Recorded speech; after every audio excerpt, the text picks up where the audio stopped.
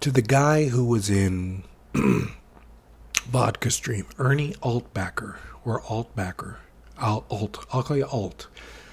He said something that I go through on a daily basis. He said, I'm waiting for someone to come and find me.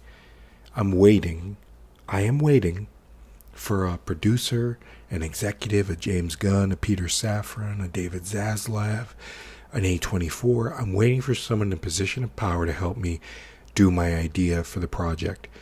Never going to happen. And it's not that it never can happen, it's that it's unlikely that people will give a shit to help you. So we're going to talk about that today. On today's video, it's probably one of the most important videos. We're going to talk about The Rock.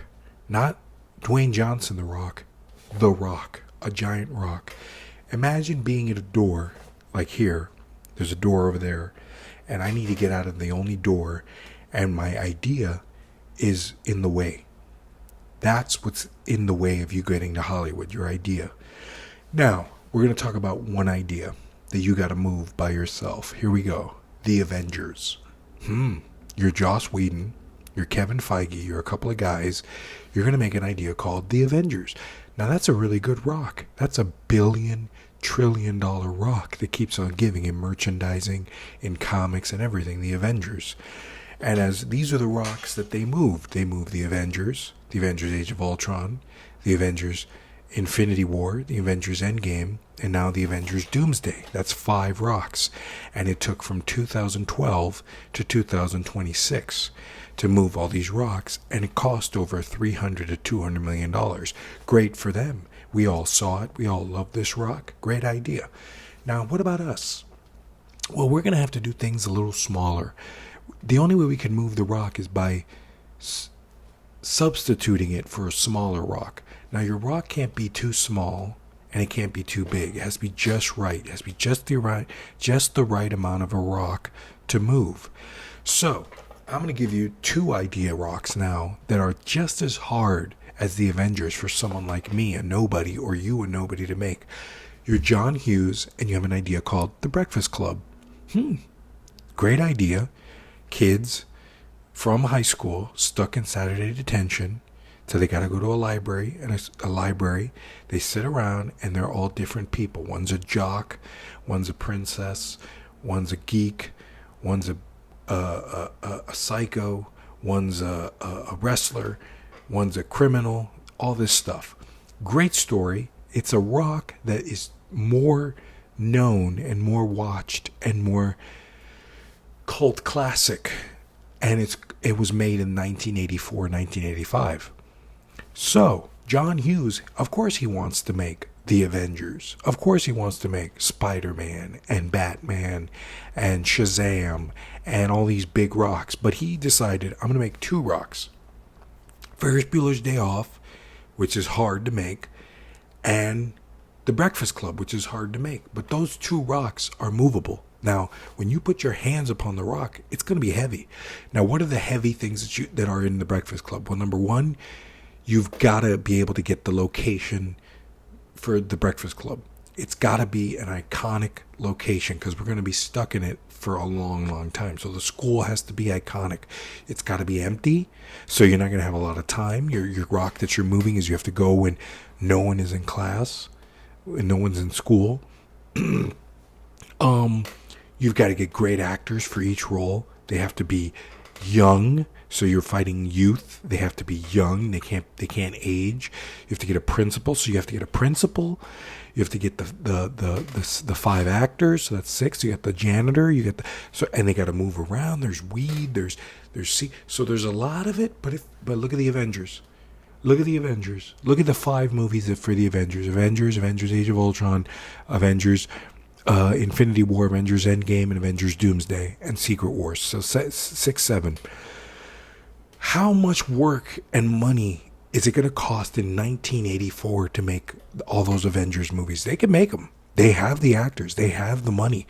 If they're able to make movies at $200 million, they can make it. Joss Whedon was alive, I think. It's possible Kevin Feige, Joss Whedon could have been in their 18, 19 years old making it. But here's the thing. What are the rocks that you know you can move? So that's the question you first have to ask. What is my rock? It's got to be good. It's got to be like a crystal kind of rock. It's got to be purple or blue or yellow. It's got to be this great color. It's got to have some color to it. So your rock cannot just be gray. It has to have color. So the color is the thing that people are going to look at on your rock. It doesn't have to be, it has to be real.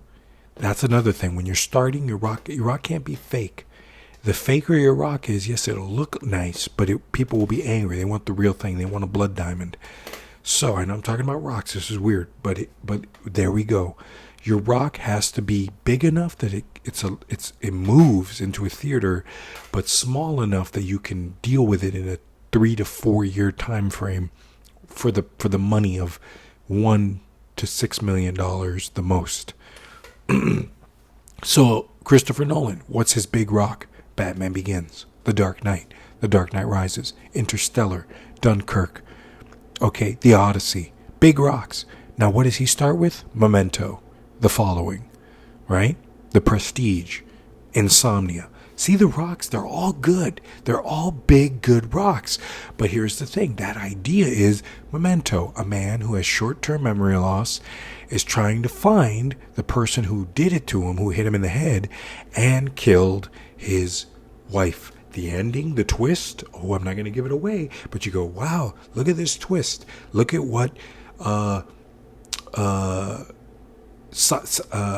what, there was an actor in the movie that was in Bad Boys and The Matrix, and I forget his name, but Joe Pantoliano, I think Joe Pantoliano, I forgot Joe. Anyway, he tells us the ending, and it's shocking when you find out, oh, look at what they do say at the end of Memento when he tells them, look, let me tell you this thing that you didn't know about because of your short-term memory. Big twist. Not going to give it away. But there you go. That's your movie. There's your movie, Memento. So there you go. As a filmmaker, any time in your career, you're going to have to choose. Do I want The Avengers or do I want Ferris Bueller's Day Off? They're both big movies. They both require a huge amount of work and pressure, but one of them is super amounts of moving. It requires an entire, like at least 3,000 to 4,000 people to work on it, and another requires maybe 50 to 100, 200 people to work on it. And now you're thinking, well, how can I do an idea that's just me moving the rock? Only person I have is me. I got no money.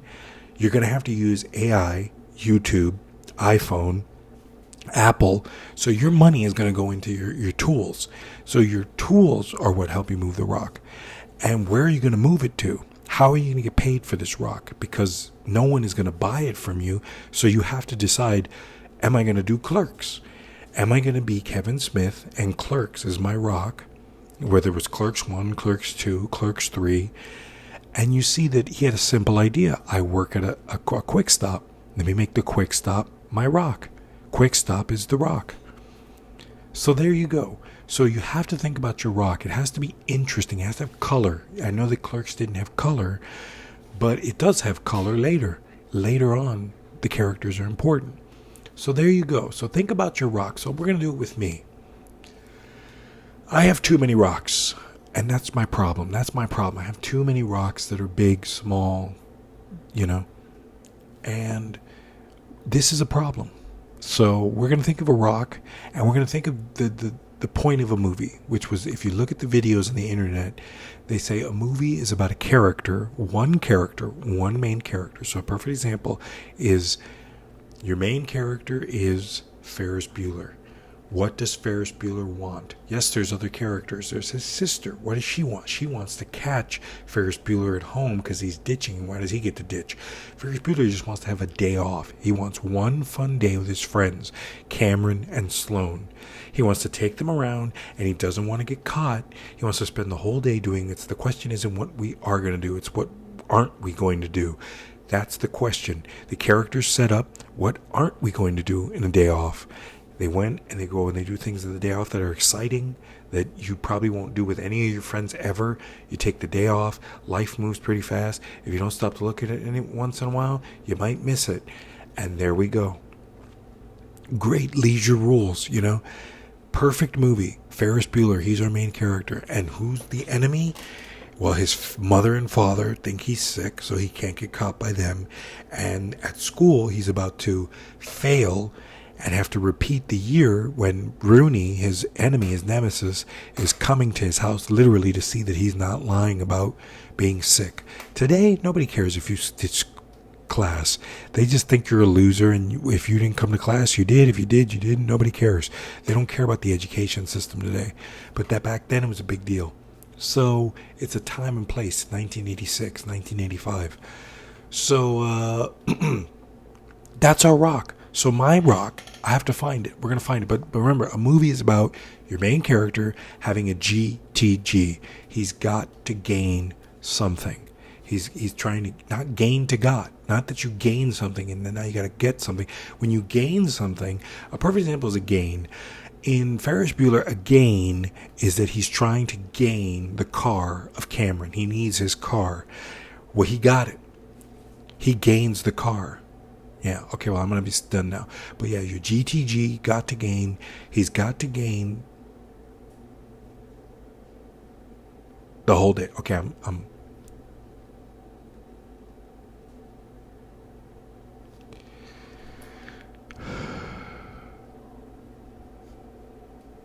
okay, that was terrible. Sorry for that.